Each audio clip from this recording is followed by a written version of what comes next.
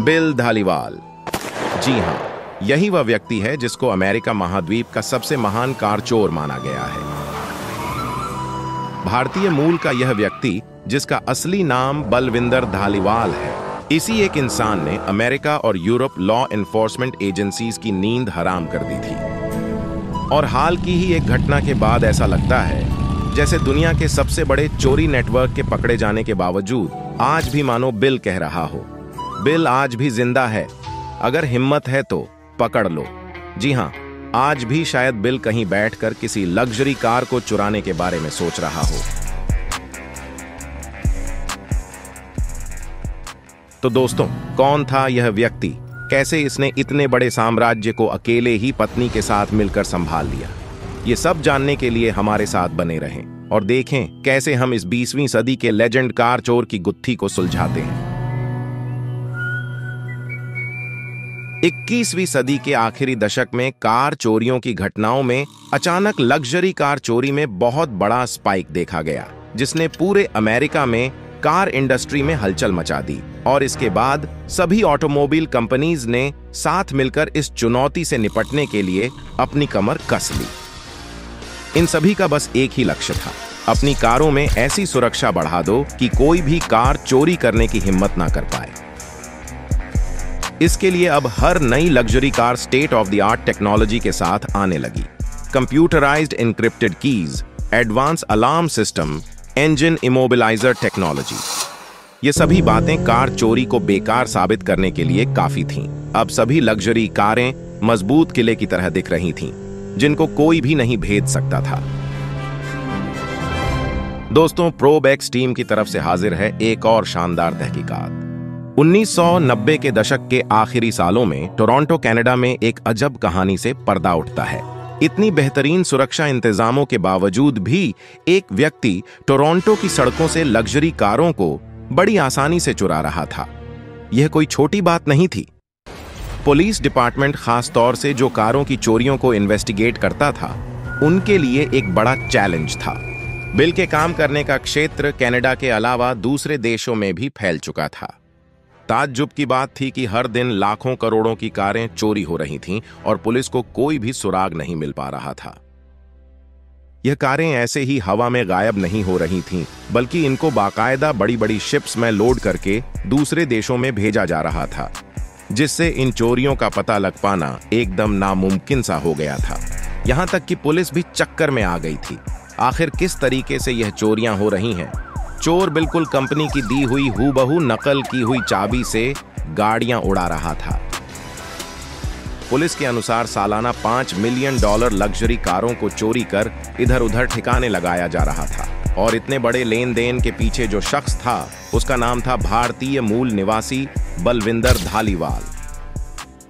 वह कोई आम इंसान नहीं था, बल्कि पक्का कार मैकेनिक था, जिसको कार के हर बॉडी वर्क के बारे में पूरी जानकारी थी।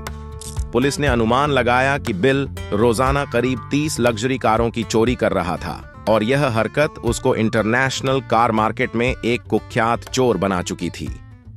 बिल धालीवाल अपनी पत्नी कुलजीत के साथ टोरंटो के सबर्ब में एक कार रिपेयरिंग वर्कशॉप चलाता था, लेकिन उस वर्कशॉप में रिपेयरिंग के अलावा भी बहुत कुछ चल रहा था। बिल की पत्नी कुलजीत ने अकूत धन कमाने के लिए एक प्रस्ताव रखा, जो बिल को काफी पसंद आया। यहां आपको बता दें, बिल धालीवाल कनाडा की जेल में पहले भी झंडा गाड़ चुका था।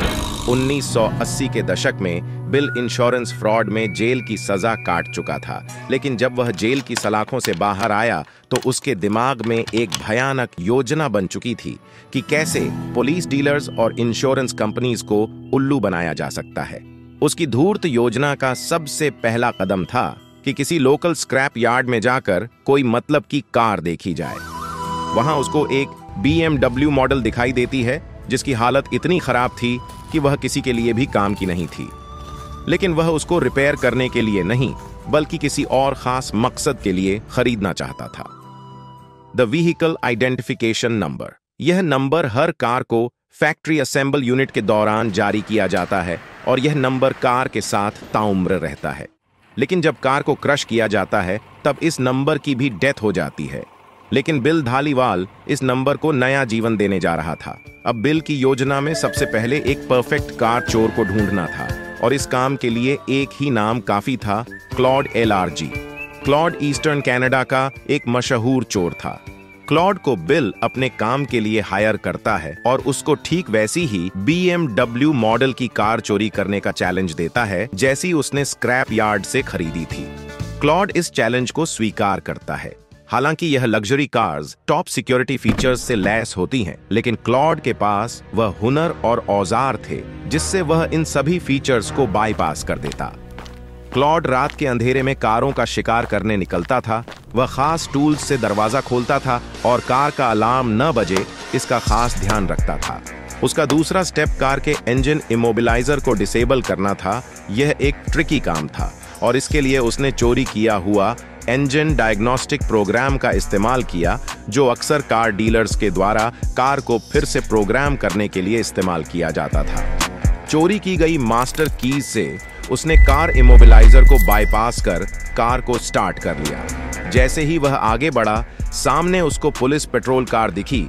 परेशानी के इन चंद मिनटों में बड़ी सावधानी से चकमा देते हुए उसने कार को ढालीवाल की वर्कशॉप में जाकर सौंप दिया, जहां ढालीवाल इस गाड़ी को उसका नया आइडेंटिटी नंबर देने के लिए बेसब्री से इंतजार कर रहा था।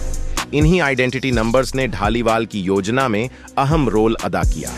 वह स्क्रैप यार्ड से खरीदी गई कार के आइडेंटिटी नंबर्स को चुराई गई कार के आइडेंटिटी नंबर्स से बदल देता था, जिससे पूरा मामला ही बदल जाता था और चोरी की गाड़ी लीगल बन जाती थी। वैसे कार में केवल एक VIN नंबर नहीं होता है। विंडशील्ड का VIN नंबर तो सबको दिख जाता है, जिसको उसने बदला भी। इसके अलावा और भी कई जगह VIN नंबरों को छुपाकर लिखा जाता है, जिनको गोस्ट VIN नंबर्स बोला जाता है, ताकि चोरी की गई गाड़ियों को पकड़ना आसान हो सके। बिल जानता था कि एक भी छूटा हुआ VIN नंबर उसको जेल की सलाखों में वापस भेज देगा। घंटों तक बिल कार के छुपे हुए VIN नंबर को तलाशता रहा। यही नंबर उसकी सफलता और असफलता के बीच सबसे बड़ी रुकावट था। फिलहाल इन नंबरों को हटाने के बाद उसका अगला कदम था एक स्क्रैप यार्ड से उठाई गई क्रश्ड कार के VIN नंबर का क्लोन बनाना, जो बिल्कुल ओरिजिनल VIN की तरह दिखता हो। इस तरह के जाली VIN नंबर वह थोड़ा पैसा देकर ब्लैक मार्केट से खरीद सकता था, जो कंपनी द्वारा जारी किए गए ओरिजिनल VIN नंबर की हूबहू नकल बनाते थे। इसी के साथ उसने मैचिंग करते हुए डोर स्टिकर्स और हूबहू नंबर प्लेट का भी इंतजाम कर लिया।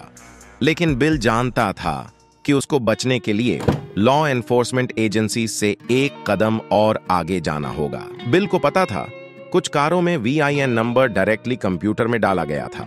इसके लिए उसने किसी तरह कार का कंप्यूटर सिस्टम ही बदल दिया और उसको स्क्रैप यार्ड से खरीदी गई सेम मॉडल की कार के VIN नंबर से बदल दिया। तो अब बिल ने कार की आत्मा को ही बदल दिया था। बिल धालीवाल की महारत और कार की बारीकियों पर उसके द्वारा की गई मेहनत कमाल की थी। उसने कार के फिजिकल फीचर्स की ही नकल नहीं उतारी, बल्कि कार के डिजिटल फीचर्स तक में घुसकर उसको बदल डाला।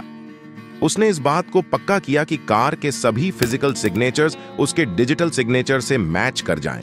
इस स्तर की सटीकता को तो माइक्रोस्कोपिक इन्वेस्टिगेशन भी नहीं पकड़ सकती थी। अच्छा, अब कार की फिजिकल और डिजिटल दोनों आइडेंटिटी चेंज करने के बाद उसको अगला बेहद ही जोखिम भरा काम, यानी कार को व्हीकल रजिस्ट्रेशन डिपार्टमेंट से क्लियर कराना था। अब यह काम थोड़ा मुश्किल था। यहां समस्या इस बात की थी कि बिल ने जाली VIN नंबर का तो जुगाड़ कर लिया था, पर उसके पास इससे मैच करते डॉक्यूमेंट्स नहीं थे। इसलिए बिल को खुद से फेक डॉक्यूमेंट्स बनाने थे जो VIN नंबर से पूरी तरह मैच हो जाए। अपनी असाधारण स्किल से बिल धालीवाल ने हर कार की फेक डॉक्यूमेंट्स के साथ उसकी सर्विसिंग की भी एक हिस्ट्री बनाई, जिसमें कार की खरीद से लेकर गाड़ी की इंस्पेक्शन फॉर्म से संबंधित सभी डॉक्यूमेंट्स थे। यह सब बड़ी बारीकी से बनाए गए थे ताकि गाड़ी की जांच में कोई भी बात पकड़ में ना आए। इस योजना में बिल का कॉस्ट स्ट्रक्चर बहुत साधारण था। कार चोरी करने के लिए $5,000, VIN नंबर पैकेज के लिए $2,500 और इसके अतिरिक्त $500 जिसने इस नंबर को कार में इंस्टॉल किया। इन गाड़ियों को उनकी असल कीमत के आसपास ही बेचा गया, जैसे कि एक मर्सिडीज कार जिसकी शोरूम कीमत $80,000 है, उसको सिर्फ $10,000 कम कीमत पर बेच दिया गया। उसने कीमतों को ज्यादा कम नहीं किया, जिससे लोगों को शक नहीं हुआ और उसकी गाड़ियां जल्दी बिक गईं। बिल का यह बिजनेस मॉडल सिर्फ एक चोरी नहीं था, बल्कि एक सोफिस्टिकेटेड सिस्टम था जिसमें रिस्क और बड़ा प्रॉफिट इन्वॉल्व था। बिल बड़ी चतुराई से इन गाड़ियों से बहुत बड़ा प्रॉफिट कमा रहा था। बड़े ही मजे से उसका यह बिजनेस फल फूल रहा था। सिर्फ एक BMW से ही उसको करीब $70,000 का मुनाफा हो जाता था। उसका काम इतना बढ़िया चल रहा था कि उसने कस्टमर्स की पसंद के मुताबिक लिस्ट बनाकर उस पर काम करना शुरू कर दिया। लेकिन यहाँ उसको एक परेशानी का भी सामना करना पड़ा। VIN नंबर के लिए स्क्रैप यार्ड से उतनी कार नहीं मिल पा रही थी जितनी उसको जरूरत थी। इसके लिए धालीवाल ने एक नया सिस्टम ही बना डाला। उसने कैलिफोर्निया में स्थित अपने दोस्त को संपर्क किया जो इसी फील्ड में कार्य करता था। उसने उसको एक तयशुदा पैसों के बदले VIN नंबर उपलब्ध कराने का प्रपोजल दिया और दोनों के बीच डील हो गई। धालीवाल को पता था कि यह सब गाड़ियां एक तो टोरंटो से काफी दूर हैं और यहाँ नहीं आ सकती। दूसरा, इसने पकड़े जाने का खतरा भी कम कर दिया था। इस काम के लिए उसने अपने कई एजेंट्स को पूरे नॉर्थ अमेरिका में काम पर लगा दिया। इन VIN नंबर्स को उसने क्लीन VIN नंबर्स का नाम दिया। अब उसका यह बिजनेस कार चोरियों तक सीमित नहीं रह गया था। वह अब ज्यादा बड़े नेटवर्क पर अपनी पकड़ बनाने की कोशिश कर रहा था। वह अपने सारे कॉन्टैक्ट्स का इस्तेमाल करके अपने गैर कानूनी काम को आगे बढ़ाता गया। अब उसके पास VIN नंबर्स की कोई कमी नहीं थी। इसीलिए उसने और उसके दोस्त क्लॉड ने कार चोरी करने के लिए एक नया सिस्टम ईजाद कर लिया। क्लॉड ने एक मेंटोर की भूमिका निभाते हुए कई लोगों को कार चोरी करने की ट्रेनिंग दी। उसने कार चोरों की एक टीम बना दी थी जो उसके लिए हमेशा तैयार रहती थी। क्लॉड डिमांड के मुताबिक खास कारों की एक लिस्ट बनाता था और फिर अपनी इस टीम को किन खास तरीकों से उसको चोरी करना है यह भी सिखाता था। इन क्लासेस में कैसे सिक्योरिटी सिस्टम लॉक मैकेनिज्म को बाईपास करना है और कैसे लॉ एनफोर्समेंट एजेंसीज को चकमा देना है, ये सब क्लॉड सिखाता था। बिल धालीवाल की यह यंग ब्रिगेड दिन प्रतिदिन बढ़ती जा रही थी और उनका सबसे पहला टारगेट था टोरंटो का international airport Lester B Pearson. यह एयरपोर्ट उसके लिए गोल्ड माइन था, क्योंकि यहाँ लोग अपनी गाड़ियों को यात्रा के दौरान पार्किंग एरिया में लंबे समय के लिए छोड़कर चले जाते थे। इस एयरपोर्ट पर सिर्फ 3 दिनों में क्लॉड और उसकी टीम ने बिना कोई सबूत छोड़े 15 कारों को चोरी किया। इसके बाद क्लॉड ने अपना ध्यान डाउनटाउन पार्किंग लॉट्स और घरों के बाहर रखी गाड़ियों पर किया। अरे बलविंदर भाई, कुछ गाड़ियां तो छोड़ देते। खैर, बलविंदर धालीवाल अपने करियर के पीक पर था। वह हर हफ्ते करीब 6 गाड़ियों को बेच रहा था और $1,50,000 का नेट प्रॉफिट कमा रहा था। वैसे देखा जाए तो इन लोगों की योजना एकदम साधारण थी। कारों को चुराओ, उनका डिजिटल सिग्नेचर चेंज करो और कस्टमर को मार्केट कीमतों पर बेच दो। और बाद में तो बिल ने हद ही कर दी। बेची गई वही चोरी की कारों को उन्हीं कस्टमर से वापस चुराने लगा। वो यहीं ही नहीं रुका, उसने अब कार डीलर्स के यहाँ काम कर रहे कर्मचारियों को पैसा देकर उनसे डुप्लीकेट चाबियां बनवा ली और वह और उसकी टीम अब शोरूम से भी महंगी कारों को चुराने लगे। अब उसके धंधे के लिए कारों की सप्लाई और आसान हो गई थी। बिल का बनाया हुआ सिस्टम बहुत अच्छी तरह से काम कर रहा था। वह न सिर्फ गाड़ियों की चोरी करता था, बल्कि उनकी लाइफ साइकिल को भी डॉक्यूमेंट चेंज करके बढ़ा देता था ताकि उसको अधिक से अधिक प्रॉफिट हो सके। इस तरह का क्रिमिनल कनाडा के इतिहास में पहले कभी नहीं देखा गया था। उसकी सफलता ने उसे अपराध जगत का बादशाह बना दिया था। लोग उससे डरते भी थे और उसकी इज्जत भी करने लगे थे। आप खुद सोचिए, इतने बड़े नेटवर्क को संभालने के लिए उसको कितने भरोसेमंद लोग चाहिए होंगे। और उसके बाद कनाडा जैसी कंट्री में लॉ एनफोर्समेंट को चकमा भी देना और कनाडा ही नहीं दुनिया भर में अपने इस गोरख धंधे को फैलाना। क्या आपको बिल धालीवाल अनोखी प्रतिभा का धनी नहीं लग रहा? इन्हीं सब घटनाओं के बीच बिल पुलिस इन्वेस्टिगेशन का मुख्य बिंदु बन चुका था। पुलिस नेटवर्क के सरगना को सरगर्मी से ढूंढ रही थी और अचानक 9 मई 1999 को पुलिस बिल को चोरी की कार रखने के आरोप में धर दबोचती है और उसे 6 महीने की जेल की सजा सुना दी जाती है। लेकिन जेल की सलाखें भी उसको नेटवर्क को चलाने से रोक नहीं पाती हैं। इस दौरान बिल की पत्नी नेटवर्क के पूरे ऑपरेशंस को संभालती है। बिल की गैर हाजिरी में भी कारों की चोरी और बेचना जारी रहा। लंबे समय तक वह पुलिस को चकमा देता रहा और गंभीर आरोपों के बावजूद भी उसको लॉ एनफोर्समेंट पनिश नहीं कर सके और बिल को सिर्फ छोटी मोटी चोरी का आरोपी ही पाया गया। बिल की चालाकी भरी चालों से पुलिस डिपार्टमेंट तंग आ चुका था। अब वह उसे किसी भी हालत में पकड़ना चाहते थे। यह समय था एक निर्णायक फैसले का, ताकि इस नेटवर्क को ध्वस्त किया जा सके। पुलिस का प्लान बिल के नेटवर्क सिस्टम की कॉम्प्लेक्सिटी तोड़ने और अपराधियों को जेल की सलाखों के पीछे लाना था, और इसके लिए उनको एक ऐसा व्यक्ति चाहिए था जिसने इस नेटवर्क में काम किया हो और अब वह पुलिस का अंडर कवर एजेंट बनना चाहता हो। फिर जून 1999 की तारीख आती है और पहली बार ऐसा लगा कि धालीवाल के इस अवैध साम्राज्य को खत्म करने की इस लंबी दौड़ में अब पुलिस की किस्मत का पहिया घूमने लगा था। धालीवाल के नेटवर्क का एक चोर पुलिस की पकड़ में आ जाता है और जेल की कठिन सजा से बचने के लिए पुलिस उसको एक अंडरकवर एजेंट बनकर धालीवाल के नेटवर्क में घुसकर पुलिस के लिए काम करने का ऑफर देती है। मरता क्या ना करता, तो भाई उसने तुरंत इस ऑफर को एक्सेप्ट कर लिया। अब इस प्लान में पुलिस की तरफ से केली, जो एक डिटेक्टिव थी, उसको शामिल किया गया। केली को एक शातिर कार चोर बनकर जाना था। इस अंडरकवर ऑपरेशन के लिए उसको वायर टैप डिवाइस दिया गया, जिससे उसकी और बिल की सारी बात को रिकॉर्ड किया जा सके। जून 25, 1999 केली और चोर दोनों इस मिशन को अंजाम देने के लिए रैक्सडेल पहुंचते हैं, जहां से वह अपना सारा अवैध कारोबार चलाता था। पुलिस के लिए यह एक निर्णायक मौका था कि उसके नेटवर्क में घुसकर सेंध लगाए और ऐसे सुरागों को जमा कर लिया जाए जिससे उसकी गर्दन के चारों ओर एक मजबूत शिकंजा कस दे। यहाँ डिटेक्टिव केली का रोल बहुत ही निर्णायक भूमिका निभाने जा रहा था। यह बहुत जरूरी था कि वह अपने आप को एक शातिर कार चोर के रूप में साबित कर सके और धालीवाल टीम का भरोसा जीत सके। तभी यह संभव था कि जिन सुरागों की तलाश पुलिस को थी वह उसको मिल सके। यह सच में एक खतरनाक काम था। या तो पुलिस की जीत होती या केली की मौत। इस अंडरकवर चोर ने केली को धालीवाल और उसकी पत्नी से मिलाया और कार चोरी में उसकी महारत का बढ़ चढ़कर बखान किया। क्योंकि वह धालीवाल टीम का ही एक सदस्य था, इसलिए यह प्लान काम कर गया और धालीवाल ने केली को उसकी टीम में शामिल होने के लिए इनवाइट कर दिया। कई महीनों तक केली उस आपराधिक माहौल में घुल मिल कर रही और अच्छी मेहनत करके धालीवाल का विश्वास जीत लिया। अच्छा, केली को कई मिशंस में कार चोरी करने भेजा गया। उन्हीं में से एक मिशन था जहां उसको एक कार शोरूम में घुसकर पहले से तय एक लग्जरी कार चोरी करनी थी। केली जिस व्यक्ति से उस शोरूम में बात कर रही थी वह भी धालीवाल टीम का हिस्सा था। केली ने उस व्यक्ति से कार की चाबी मांगी और उसने तुरंत दे दी, जिसको उसने कार की सीट के ऊपर फेंक दिया। चाबी के साथ जब केली धालीवाल के ऑफिस में आती है तो उसके लिए वहां एक बड़ा सरप्राइज रखा हुआ था। धालीवाल टीम का एक एम्प्लॉई, जिसको केली ने पुलिस इन्फॉर्मर बनने का प्रस्ताव दिया था, धालीवाल के साथ खड़ा था।